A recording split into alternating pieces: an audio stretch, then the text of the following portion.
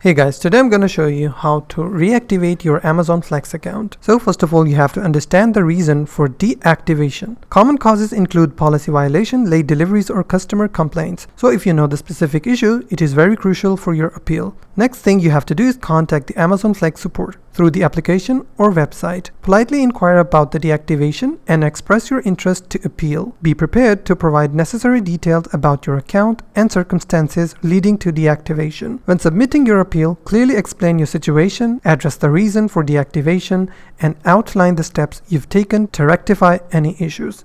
Providing evidence of improvements or corrective actions can strengthen your case. After submitting, be patient and monitor your email for any updates from Amazon. The review process might take some time, but persistence and professionalism can increase your chances of reactivation. Remember, maintaining adherence to Amazon's policies and delivering excellent service are key to keeping your account in good standing. If you find this video helpful, please hit the like button and don't forget to subscribe.